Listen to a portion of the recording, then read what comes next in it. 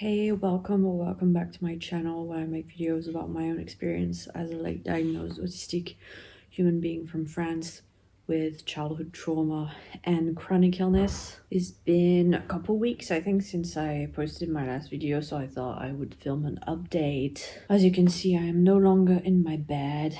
I am on the other place where I spend the majority of my time, which is the couch in my living room. The reason I'm on the couch and not in my bed is that I'm officially out of my last flare-up or crash, finally, because at the end of my last video I was saying that I was coming out of the crash. Boy was I wrong.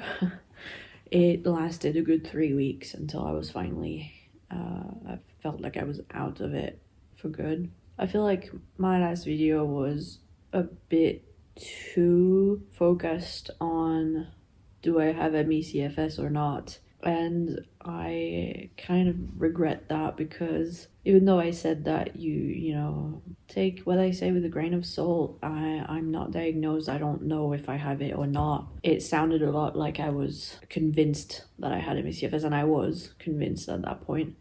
And that's something that happens sometimes with my monotropic brain, which is really annoying, is that I will be so in need of having an answer and having some amount of certainty that I will cling on to an explanation and like convince myself that that's what I have, because I want an answer. I want to know what's going on. I want certainty, because I can't stand uncertainty. I can't stand doubts and like not knowing what's going on. I did some research on ME/CFS and was like, yep, that's what I have. So yeah, I kind of wanted to preface this video by saying that, like, even though my last video was a lot focused on ME/CFS, at the end of the day, I don't know what I have. I won't know for sure until I can have a diagnosis of some sort, and it will take a while because I have an appointment with a cardiologist in Paris who apparently is knowledgeable about POTS and dysautonomia, but that is only in April, so in 5 months.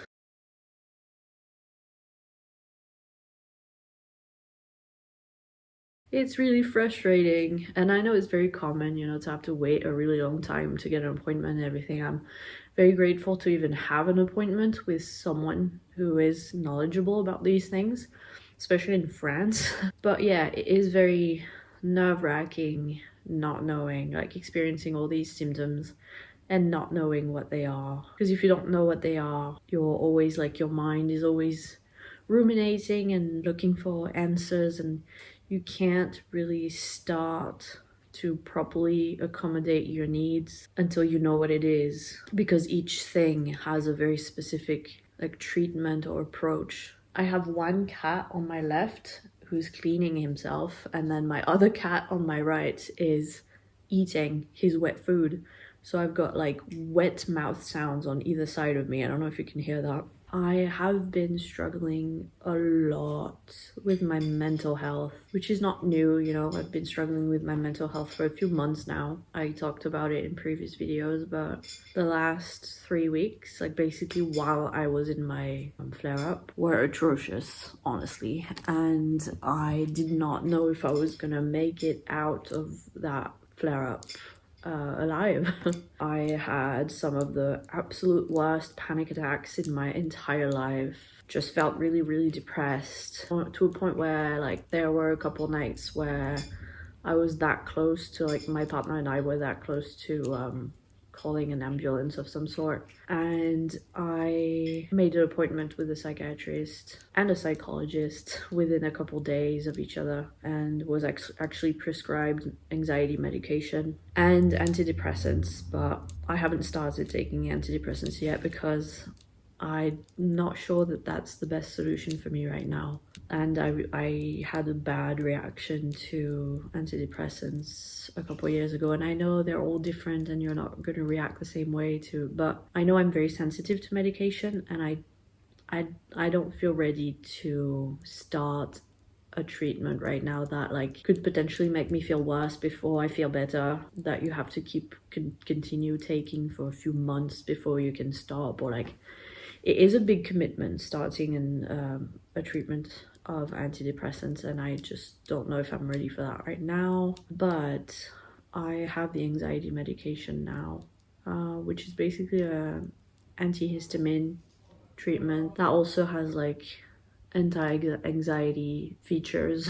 You can take it whenever you need to, basically. So when I feel, especially at night, towards the end of the day is when I get the worst anxiety. I've taken it twice so far, and it has really helped calm me down in the evening and like help me get to sleep. But yeah, I've not been doing very well mentally, and I think it's because it really hit me, especially during that last crash, that I am chronically ill. And I think it took me a while to really admit it and recognize it. You know, when you're autistic, you have delayed processing and stuff, and it didn't hit me until that last crash that I was like, okay, this is not, I'm gonna have to deal with this indefinitely. Like, maybe not my whole life, you know, you never know, but like, it's not going away anytime soon.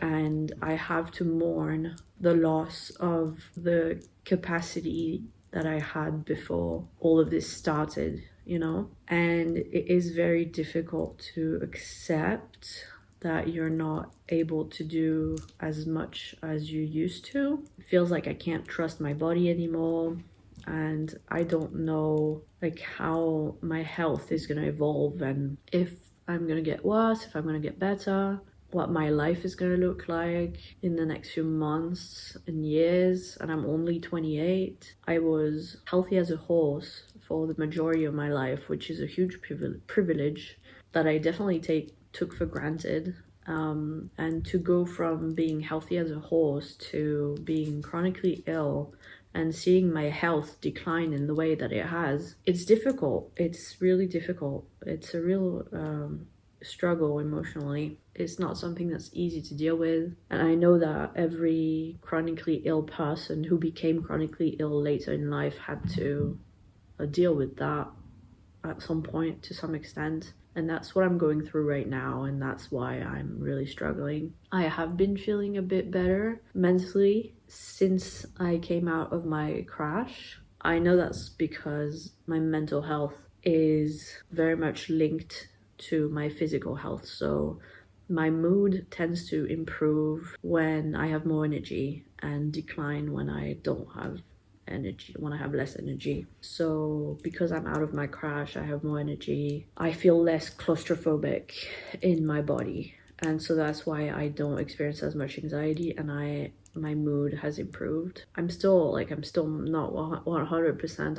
I don't feel like I'm back to normal, you could say, in terms of mental health, but I am feeling a lot better than I was during my crash. That feeling of claustrophobia has been very difficult to deal with these last few months. This year, honestly, this year has been the worst in terms of that claustrophobic feeling, because I am stuck at home 99% of the time, and it's not by choice, it's by necessity, you know?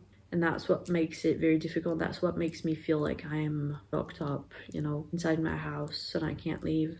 I talked in my last video about mobility aids. I'm still thinking about it. I'm still looking at different options, and I know that that will be one way of lessening that claustrophobic feeling. Once I can regain some freedom and mobility and independence, I can leave the house more, because at this point in time, whenever I leave the house, it's basically a choice between my mental health and my physical health.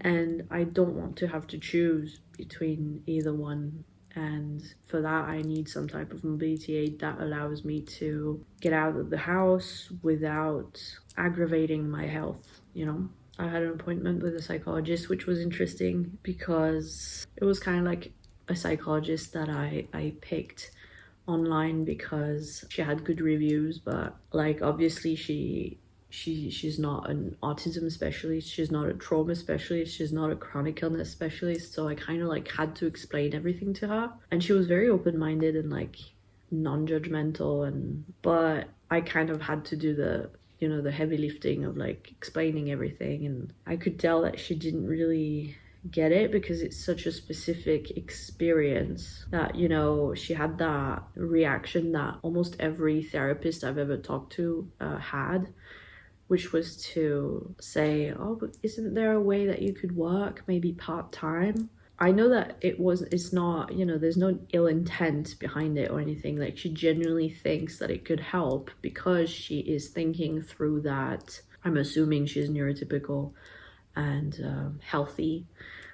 She's looking at it through that lens, and it's difficult to put yourself in the shoes of a disabled, chronically ill person until you've experienced it. So I know there's no ill intent or anything, but it just shows a complete inability for a lot of people to understand what it's like to have such little energy that just surviving day to day is a full-time job, and that in her mind working 30%, 40% doesn't sound like a lot because she can handle a full-time job and her personal life on the side. So to her, it's like, it doesn't sound like much. But when you have so little energy in the day that you have to choose between taking a shower or making a meal, how could you possibly work even part-time? Like, it's just, it makes me laugh, honestly, because I'm like, it's ridiculous. But obviously, until you've experienced it, you don't know,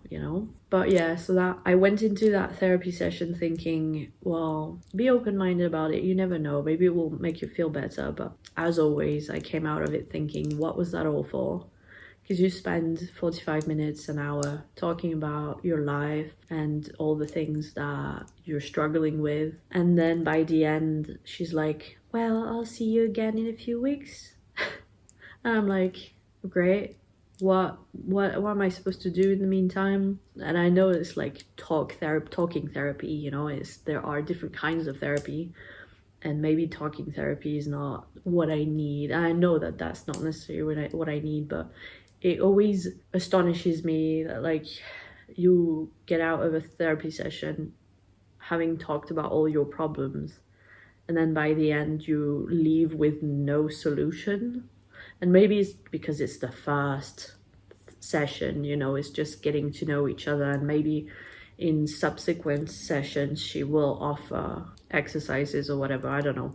Also, she specializes in cognitive behavioral therapy, which is not always the best for autistic people. So it's just, I knew it wasn't going to be the perfect fit. It was very much an emergency situation. But it was really funny having to explain autism to someone who doesn't know shit about it. And I knew she wasn't going to know anything about it because most people don't know anything about autism in France. But she was very open-minded about it. She was very respectful. I was kind of scared that she was gonna treat me differently if I said that I was autistic, that she was gonna talk to me like I was a child or something. But she didn't change anything about the way that she behaved towards me, which I was grateful for.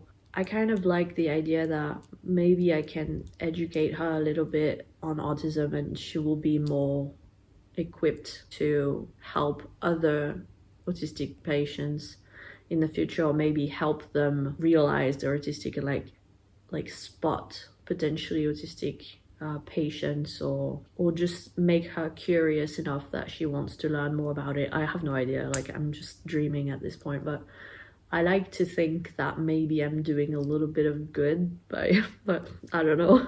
Yeah, my next session is in 3 weeks, and I am planning on making an appointment with a GP, like an online appointment, to see if there are other blood tests or other tests that I could take to check a wider array of possible explanations for my symptoms, because I did do a blood test on my own a couple months ago to test for things like iron and B12 and thyroid and vitamin D, but having a prescription from a GP will allow me to test for other things that I might not have thought of, and it will be covered by insurance, so I don't have to pay for it out of pocket. Maybe that can get me closer to, like, move things along and get closer to figuring out what's going on until I have my appointment in Paris to test for dysautonomia. It's been really difficult mentally. I think that claustrophobic feeling that I've been experiencing is a form of anxiety. It's a form of like my body freaking out because it feels so physically limited and it doesn't understand why, and it is scared that it will be forever. And so then I get those anxious thoughts. I don't always realize in the moment that they are not necessarily rational thoughts, and I give them way too much credit, and that's what ends up putting me in a panic attack, is that I'll have thoughts like, you know, things will never get better, and I'll just convince myself of things that don't serve me, that are not necessarily true, because I do struggle a lot with catastrophizing and trying to predict the future, and always thinking of the worst possible case scenario. Like just the other day, I was telling my partner how like it's great that I have this anxiety medication, but like I read on the box that you can only take it for 3 months, and so what happens if after 3 months I still have anxiety? And he brought me back down to earth, and I was like, oh right, I'm like thinking about the worst case scenario again. It's not helping me at all. So I think realizing that these thoughts I've been having, these ruminations, are not necessarily true, and that I don't need to give them credit or attention, that I can just acknowledge them and let them go in a mindfulness kind of way, has been really helpful to kind of bring me back to like, oh yeah, that's not a rational thought. I don't need to listen to it, and I can just focus on the concrete stuff, the stuff that is real, that is like, and be more in the present moment as well. Especially towards the end of the day is when I get the most anxiety, and I've been struggling to sleep because of that. Not having the best time of my life is definitely one of the worst times of my life, if I'm honest. Even like the years that I went through working on my trauma and like cutting ties with my toxic family, now in hindsight felt like child's play in comparison. And it probably wasn't, you know, while I was in the middle of it, it must have felt just as bad. But this is a different kind of challenge, and when you haven't experienced it and you hear other people talk about how hard it is to be chronically ill or whatever, like you can think you understand cognitively, but until you've experienced it yourself, you have no idea what it's like. And I don't even have like the worst. Some people are constantly in pain. I don't experience much pain, so I know that it could be a lot worse, and yet I'm still struggling like hell. So yeah, what's been difficult is that feeling that I've talked about before in my videos, where I feel like my life is on pause. I can't really make plans for the future and like picture myself in a few years or even just a few months,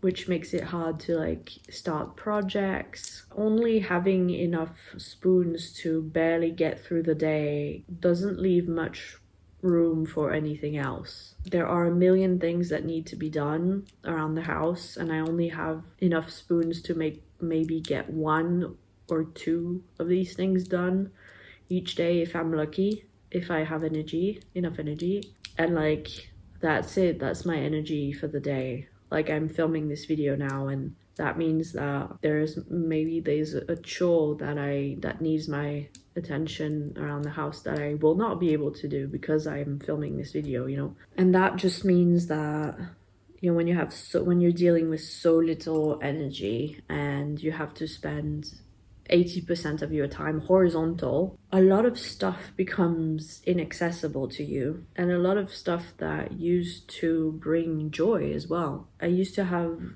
lots of creative projects, for example, and now I realize that they just require so much. Like, you don't realize when you're a healthy person, you don't realize how much energy you have until you don't have that energy anymore. I used to be able to like keep on top of the chores and go out and have creative projects and still have energy left at the end of the day to hang out with my partner, watch a movie, and like not feel completely shattered when I went to bed. And now, if I'm lucky, if I'm not in a crash, I'll be able to maybe get 2 things done around the house, watch some stuff on the TV, maybe spend a bit of time with my partner, and I'll be wiped out by the end of the day. The energy that would be required to like work on a creative project like I used to do, like writing a story or whatever, even just thinking about it makes me feel tired, because I don't even understand how I could possibly have that kind of energy when I can barely look after myself day to day. Like, you know what I mean? And that's something that I used to really take for granted before I became sick. And like other things as well, like if I wanted to try to socialize and meet people, to try and have a social circle of sorts, that takes energy, especially as an autistic person who struggles with sensory stuff, who struggles with social stuff. All those things cost energy to begin with, but when you're chronically ill on top, just the thought of like going somewhere to meet people and socialize and then form some kind of relationship and then have to maintain it with everything that it entails, I just can't even imagine doing that, because it would require so much energy. Obviously anything physical, so like any type of sports that I might have wanted to try out, going hiking, just going into town, you know, like we don't have a car, so if we want to go into town for a drink or to go to a restaurant or to go to the shops or whatever, we have to get an Uber or a taxi to go there and come back, which costs money, and you don't always want to do that because also sometimes there aren't any Ubers or taxis available. Going there on foot costs me way too much energy, and then once you're there you have to do a lot of walking and standing. That is extremely costly as well. So like if I do that, then, well, first of all, I'm not going to be able to do anything else that day. I'm going to have to take it easy that week and rest before and after. Like everything has to be accounted for. There's no spontaneity anymore. It's like, oh, I might feel okay for like an hour, like relatively normal, and then I'll start feeling tired again, and I have to think like, oh, did I drink enough? Or like, oh, I need to lie down, or I need to like, you always have to, like, the symptom management of chronic illness is a full-time job. It takes up so much space in your head, so much time during the day, and like I feel like everything I'm saying is so obvious, and people who are chronically ill will be like, well, duh, like that's what we've been saying for years. But it's a different thing to hear about it when you're watching a short on YouTube or Instagram and then experience it yourself. Or maybe that's just me, I don't know. Like when people say that disabled people, chronically ill people don't have as many hours in a day, that might seem like a bit of an abstract concept, but that's exactly what it feels like. It feels like I only have half or even like a quarter of the time that people usually have in a day. And just imagining that there are people, because I've never done it myself. Even before I was sick, I couldn't imagine having a full-time job, so even less now, you know, just imagining that someone might be able to have a full-time job and then a family life and a personal life and hobbies and exercise and just and have leftover energy at the end, or like feel tired, but it's not the kind of fatigue that chronically ill people experience. Like it's a whole new level of fatigue that is hard to imagine again until you've experienced it. And you get that, like, I guess that's part of the mourning process, but you get that feeling of like, oh, it's so unfair.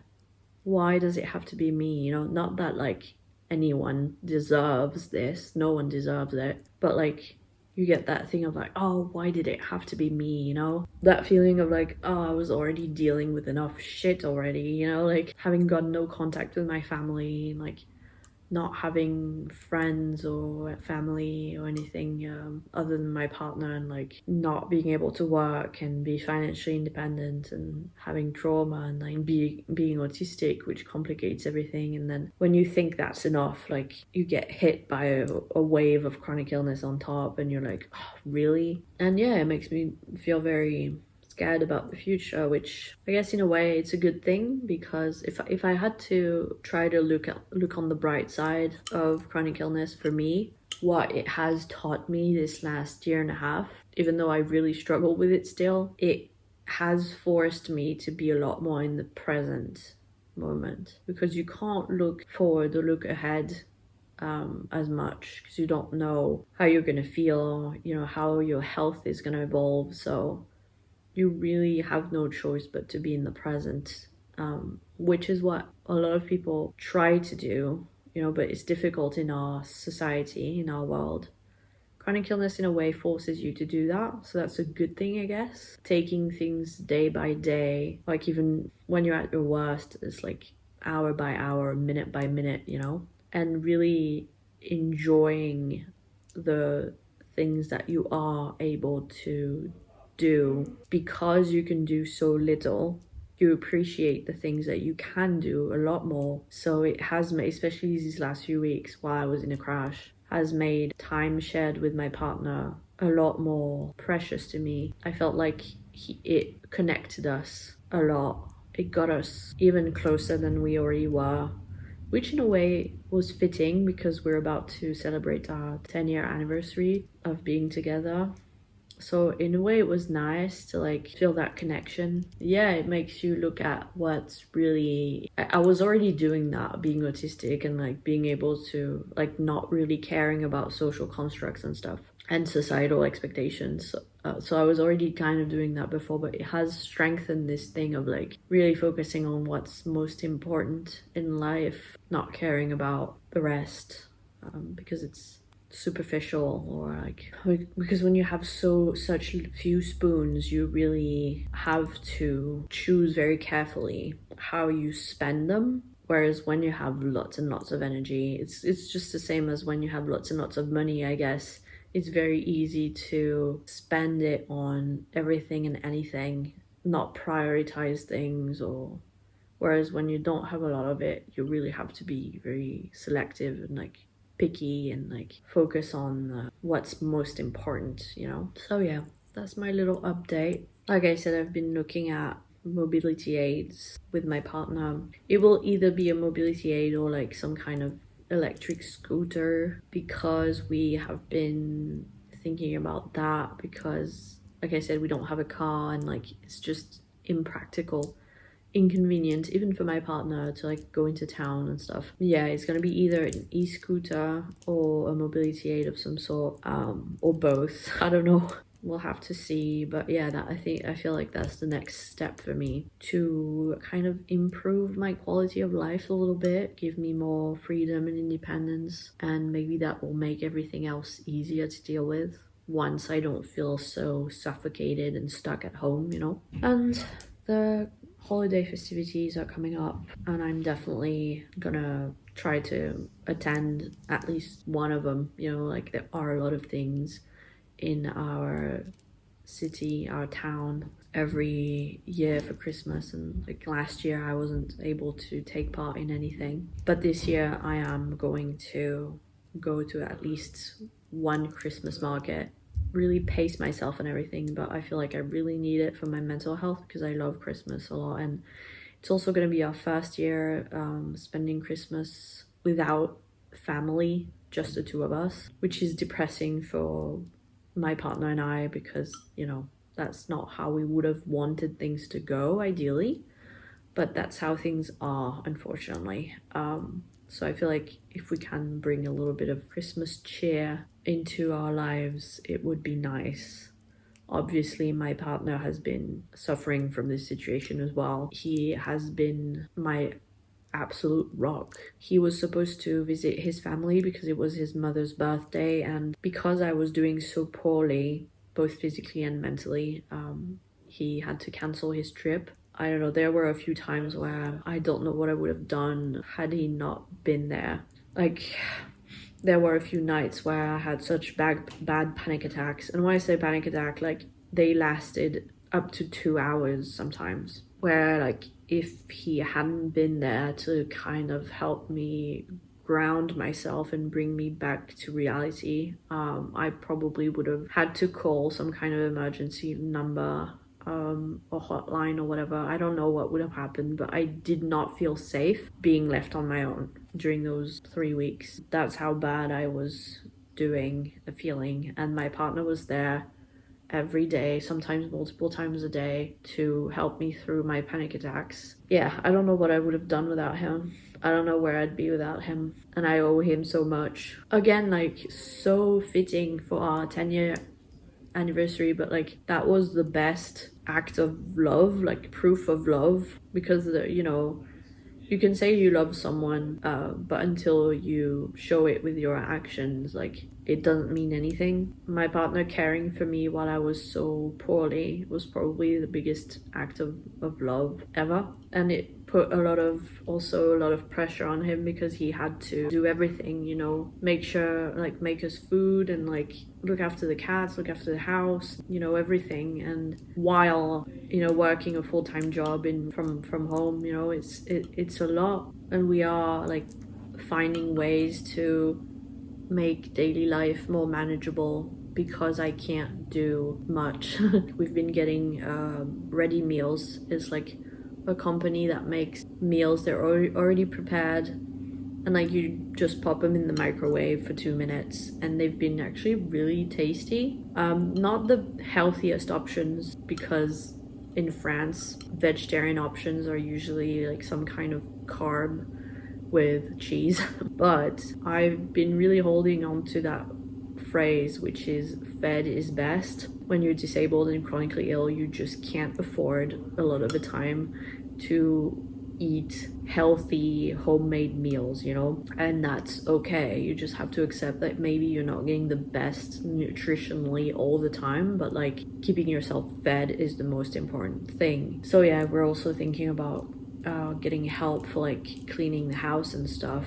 Things are slowly moving forward. Even if it often feels like I'm stuck, things are moving forward, constantly changing, and I have to remind myself of that. So yeah, I'm gonna go now because I've been filming for 50 minutes and I can feel that it's taking a toll, and I need to lie down because I'm feeling really tired. Thank you for watching. I have an Instagram account linked down below if you want to check that out, but I don't post a lot of stuff on there. Otherwise, you can donate money to me here on YouTube or on Ko-fi. Again, I have it linked down below in case you would like to support me monetarily, since I am obviously not able to work and I don't yet receive disability benefits. No pressure, but if you want to support me, you can. Otherwise, don't forget to like and subscribe and leave a comment, and I'll see you in my next video. Bye.